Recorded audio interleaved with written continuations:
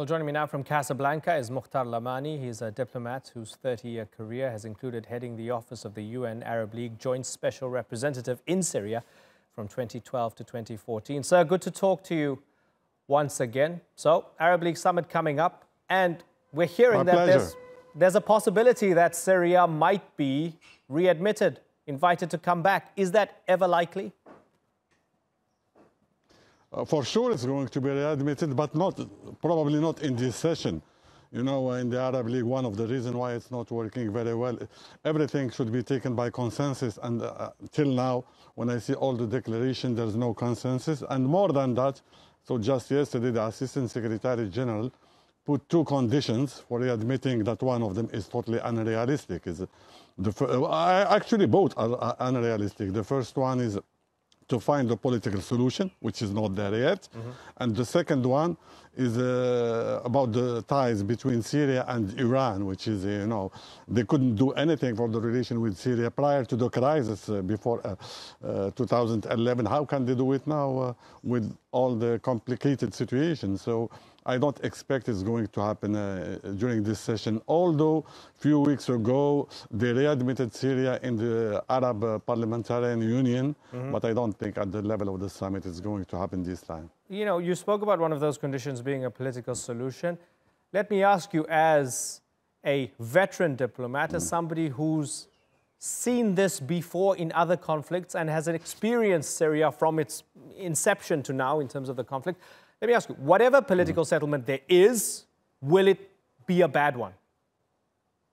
I don't think it's on the table yet. The agendas are, you know, very, very conflicting agendas on the ground. And also you have to add to that one of the characteristics of the Syrian crisis, that it exists at three levels, you know, internal, regional, and international.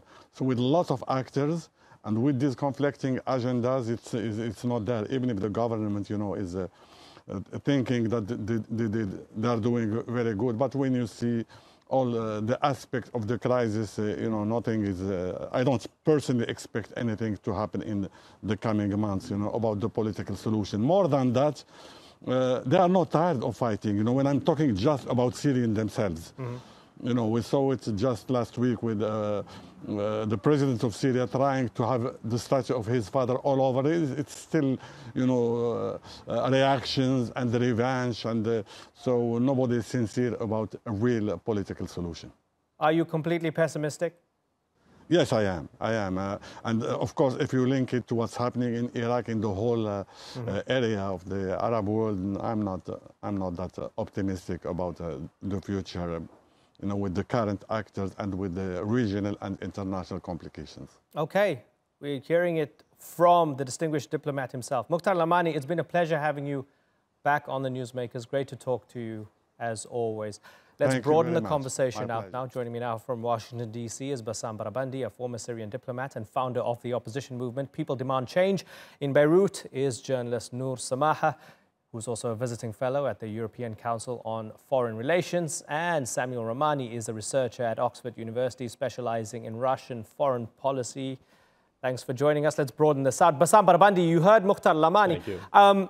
I remember being on a panel with him and Staffan de Mistura, and both of them, I mean, Staffan de Mistura was the optimist, and then he resigned about a month later. Mokhtar Lamani was saying, you know, there's just no hope. There's too many things to solve out. When you hear that level of pessimism and you think of the summit coming up in Tunis, do you have any hope? Actually, it's insane to raise that issue by the Arab leagues when they just start to think to bring the regime that they killed 500,000 Syrians, you know, the refugees problem, and you know all these cases, and I think the audience, they know, so I will not go into it. And they still think that regime should come back and should be legitimized. I mean, that's very big question marks about how much they learn from the people needs, what the people are hope in their own countries. So to raise that issue by itself, it shows that how much the Arab leaders are far away from the people of from Arabia by itself. But Bassam, sorry to interrupt you, and I hate interrupting you. I'm sorry, Bassam, I hate interrupting you. The fact that with Russian help and with Iranian help, whether you like it or not, Assad has a lot of strength and a lot of momentum. Isn't it just the pragmatic thing to do to say, yes, let's sit at the table and discuss now? As I told you, it's insane to legitimize such a criminal regime, except if some Arab leaders, they endorse what Assad did. So we take this away now. The second point, which is very important, that Syria today is a battle fight between Iran and United States. So any legitimizing to Assad, this real politics, any legitimizing to Assad is legitimizing Iranian role in Syria. And here, the Arab League is, as far as I see it from DC, they don't have their own decisions. They have to listen to the Americans. They have to watch their steps very well. If they endorse Assad, endorse Iran. If they endorse Iran, they will be in conflict with the United States. So it's not their own decisions. That's why I don't see they will be able to make that decisions with understanding it's insane to raise the issue firsthand. Okay, got it. Nour, the fact that it's been floated that Syria could possibly be readmitted to the Arab League at this stage, even though the war's not over, what does that tell us about the current state of events? Well, I think, first off, it tells us that different Arab states are looking after their own interests, and they recognize that the Syrian government has managed to survive after 8 years of war, and that to protect their own interests, whether it's Jordan and its economic crisis, or Lebanon and the refugee and economic crisis, or even the Emirates and trying to limit the expansion in some way or influence of Qatar and Turkey, for them it makes sense to re-establish relations with Damascus. And they're already doing that independently. Essentially, whether it'll be now or in 6 months or in 2 years, it will be rubber stamped by the Arab League. And Samuel, the Arab League will meet, but are they effectively the junior partners in this? Because the real difference is made diplomatically by Turkey, by Russia, by Iran, by other states. Yes, I think that the Arab League has lost its legitimacy as a viable peace broker since the 2011 and 2012 peace talks, where it attempted to send monitors towards Syria to watch after the Syrian military's conduct. It offered them 2 peace proposals, and the Assad regime flagrantly rejected it. So it's hard to imagine Assad taking the Arab League more credibly this time than he did then, even if they do offer them the olive branch of returning to it. I think that it's ultimately the national stakeholders who played the biggest role, in particular Russia, Iran, and Turkey through the Astana and Sochi processes, and then eventually, perhaps further on from that, a bridge between those Russian-led processes and the Western-led processes in Geneva in a broader UN Security Council setting. The Arab League would just be peripheral, and this entry will largely be symbolic and just be a legitimizer for Assad rather than a driver of genuine peace and dialogue in Syria. Okay, Nour, do you agree with that? That it's in Astana and Sochi where the true decision-making happens, not in the Arab League corridors? Oh, absolutely. But I mean, I think it's been pretty clear for decades now the Arab League has become largely irrelevant.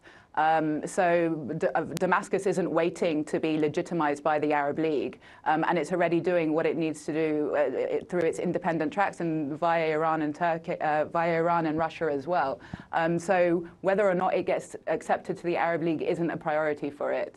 Bassam Barabandi, do you care deeply about what will be said in Tunis at all? No, nobody cares about it. I mean, just 2 days before Trump announced that the Golan Heights, or the Golans, it's not only heights, the Golan area is part of the Israelis and what the Arab Leagues did. And before they considered the Jerusalem as part of the Israel, or the capital of the occupation of Israel. So what they did nothing. So for me, whatever they do, it's useless, or I will not waste my time watching what they are doing. But I will back to the question that you asked before. Again, from United States perspective, the